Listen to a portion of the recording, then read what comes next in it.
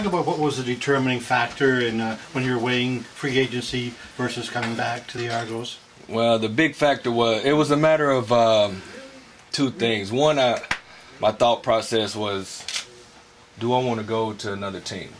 You know, and that was definitely weighing on my mind, and I wasn't really sure about it, but you know, me and my wife had a lot of talks and conversations about it, and you know, the second factor really came down to Coach Barker and Bob and all that they've put into this organization for this year. What we've decided, what we've brought here, what we did this year about turning the whole team around. And truthfully, man, it just came down to the decision of, I really feel deep in my heart that we can win a Grey Cup here in Toronto. I really think that people were overlooking us last year, and we were just a young team, and now we're not a young team no more. We're not going to be classified as a young team. We've got our building blocks in place, and I really definitely believe that this is our year, man. It's just a matter of us going out there competing and doing what we're supposed to do. Now we're contenders.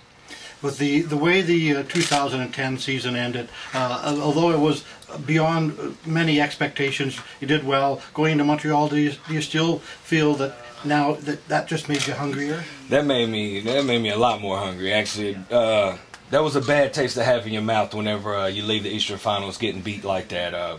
We felt like we didn't even show up, you know, and the bad thing was we pushed and clawed throughout the whole year, digging that tunnel, trying to get to the light at the end of it, and you know, we came short. We came up short in a bad way, and if we would have competed and at least gave them a game, I really think the taste wouldn't be so bad.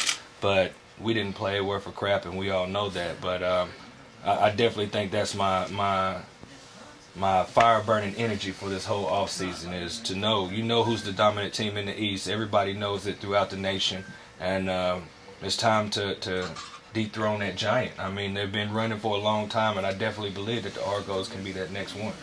Jermaine, you've based your success on working with quarterbacks like Anthony Calvillo and Henry Burris.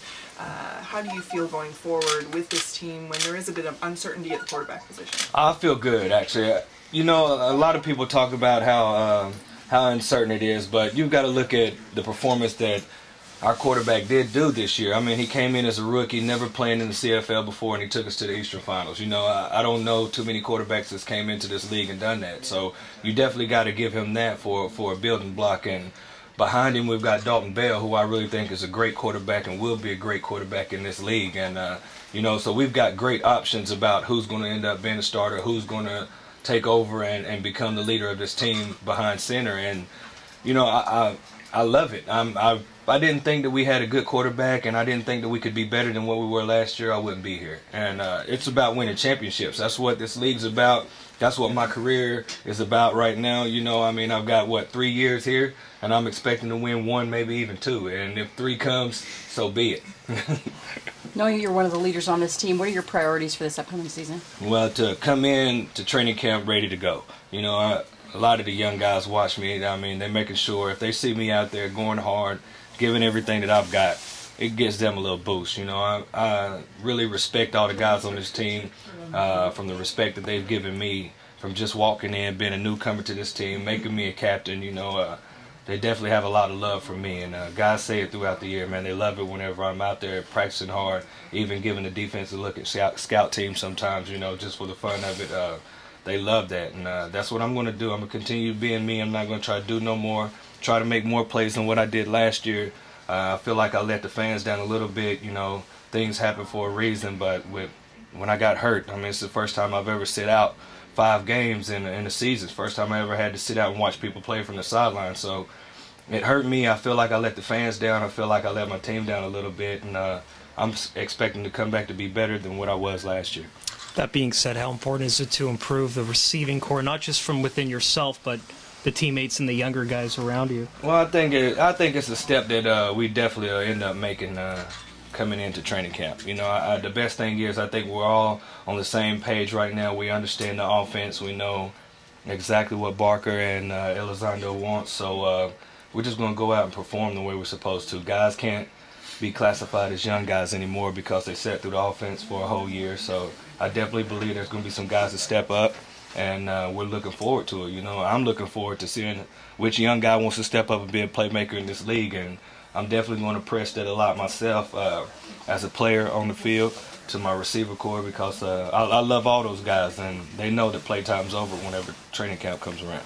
Jermaine, you didn't put up the numbers last year that you normally do. I just wonder if you could talk a bit about why that happened and what you can do to change it. Well, I think I think most of all, it really started in the beginning of the season. We didn't start off too hot. You know, we were running the ball a lot. We really wasn't completing a lot of passes, so that definitely held my numbers down a little bit. You know, going out catching maybe 2 or 3 balls a game is not really something that I'm used to doing. But, you know, that whenever we're winning and we're getting the job done, I'm not the type of person to complain. But that was part of it. Then missing 5 games actually took away a lot of yards. And I really think once I came back from my injury, I started making strides to the way that I was. You know, we started getting the ball to me, and we started making moves. We went on a nice stretch.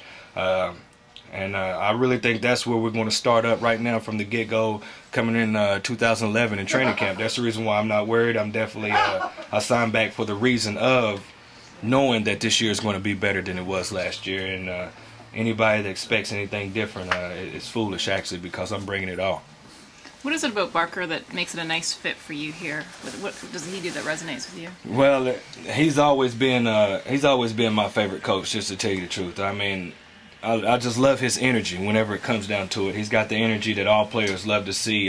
He's cool, calm, and collective, but if you piss him off, he can bite your head off. And I love it just because he's not going to hold back. He's a coach that's going to say what's on his mind. He's not going to wait and try to be buddy-buddy with you if you're not doing things right. He's going to say it right then and there in front of everybody, because he's not the person that's going to say one thing to you on the field and then say something else behind your back.